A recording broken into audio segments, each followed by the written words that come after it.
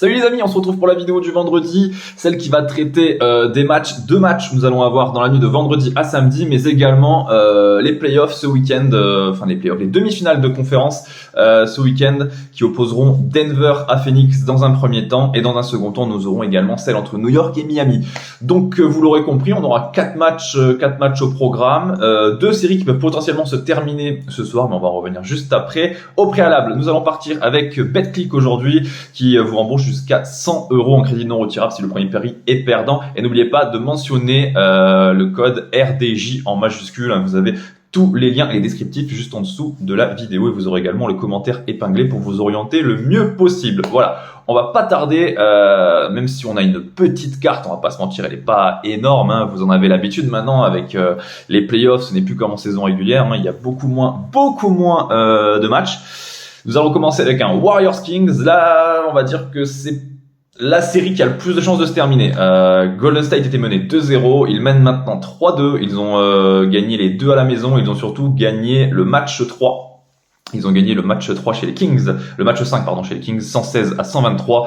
Et quand on connaît la force de frappe des Warriors à la maison, moi j'ai pas envie de tenter le diable, je pense que Golden State devrait terminer cette série, d'autant plus que lors du match 5, on le sait, Fox avait un problème, il était bien touché, on l'a vu en termes dans le scoring et en termes d'impact dans son jeu, il était vachement diminué, le meilleur joueur des Kings de Sacramento. Est-ce que Golden State l'aurait perdu ou l'aurait remporté, on sait pas, mais je pense quand même que Golden State est largement au-dessus dans cette série et qui devrait retrouver les Lakers ou les Grizzlies au prochain tour. Justement, Lakers Grizzlies est notre prochaine affiche. Moi, comme la dernière fois, j'ai envie de partir sur Memphis. J'ai envie de les respecter. J'ai envie je vois bien un match 7. Je vois bien un match 7 dans cette série. Je vois pas comment on peut quand même, penser que Memphis, soit aussi faiblarde, j'ai envie de vous dire.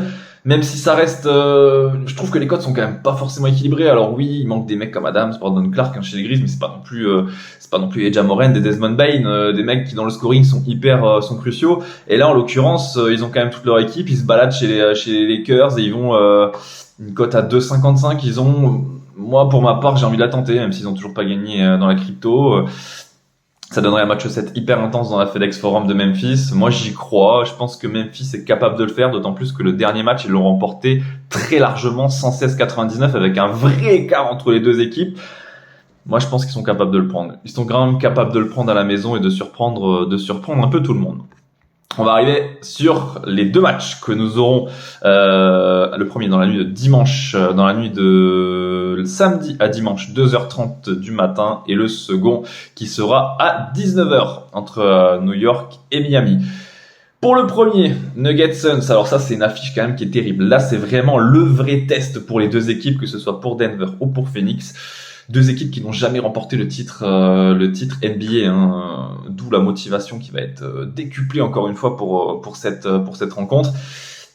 Moi j'ai quand même Nuggets à la maison, c'est trop costaud. Nuggets à la maison, c'est du bilan à 36-7.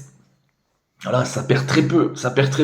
Et Phoenix n'a jamais été en rythme en déplacement cette année avec un 19-24, en comptant les playoffs, bien entendu les deux bilans, je comptabilise également les matchs de playoffs, mais Phoenix n'a jamais été dans son rythme, n'a jamais trouvé son rythme, et quand on compare un 36-7 à la maison contre un 19-24, d'autant plus quand on connaît les ambiances qu'il y a en playoffs. Et il y a également le fait que Phoenix, honnêtement, on peut pas encore vraiment la juger, cette équipe, on peut pas la jauger dans la mesure où, alors oui, elle tape les Clippers 4-1, mais elle tape des Clippers privés de Kawhi et de Paul George. Et sans les deux meilleurs joueurs, ceux qui t'apportent 50 points en moyenne par match, forcément, l'impact n'est plus du tout le même chez LA. Phoenix en a profité, logiquement. Ils ont gagné cette série 4-1, mais quand on voit que lors du premier match, ils le perdent 110-115 à la maison avec un Kawhi en pleine possession de ses moyens, moi, je me dis que Phoenix, honnêtement, je sais pas, parce que quand même Durant, il vient tout juste de dépasser les 10 matchs avec les Suns, à peu près. Le rythme n'est pas forcément encore présent. Après, on le sait, c'est que des mecs qui ont faim de victoire. Voilà, un mec comme Chris Paul, par exemple, c'est l'une de ses dernières occasions de remporter le titre. Un mec comme Booker, il en a marre, il veut son titre. C'est une franchise qui a faim, et que dire de Denver, qui n'a jamais remporté de titre NBA dans son histoire. Seule franchise anciennement en ABA en ABA qui est dans ce cas. Je crois qu'elle a été créée en 63 et toujours pas de titre. Donc c'est voilà, la fin de victoire, elle est présente chez les deux équipes, mais Denver à la maison, moi ce bilan me fait trop flipper. Je pense qu'ils ont montré que contre Minnesota qu'ils sont quand même bien partis, les Nuggets, cette année. Alors on arrive sur l'affiche entre New York et Miami, l'énorme surprise. On attendait un Milwaukee-Cleveland au premier tour. Entre le premier et le quatrième, finalement, on se retrouve avec un New York-Miami, le 5e contre le 8e. Il y a eu énormément de surprises dans l'Est, vous le savez.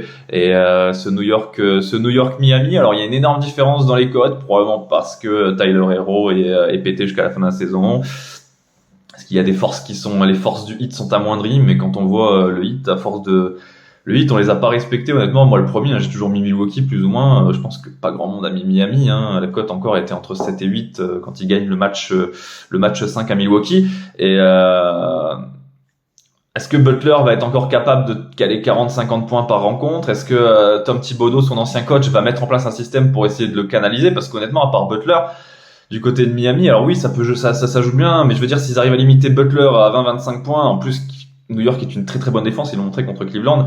Et est-ce que Thibodeau va trouver la bonne formule, lui qui connaît Butler plus ou moins par cœur? Butler aura du mal, mais honnêtement, New York à la maison, je le répète, c'est pas une énorme équipe, hein. C'est un bilan de 25-18 en comptant les 2 victoires contre Cleveland.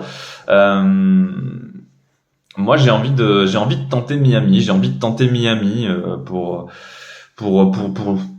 parce que c'est bien plus fort quand même de taper Milwaukee que de taper Cleveland. Ils ont tapé des Bucks qui étaient archi favoris à l'Est. C'est une équipe qui a l'expérience des playoffs. C'est un coach qui connaît, qui maîtrise son sujet. Moi, honnêtement, j'ai envie de faire confiance à Miami pour cette affiche. Voilà, vous allez retrouver les cotes dans le tableau récapitulatif juste à la fin de la vidéo. Le temps pour moi de vous souhaiter un excellent week-end et de vous rappeler que les jeux d'argent sont interdits aux mineurs. Je vous dis à lundi normalement s'il y a du contenu. Ciao, ciao!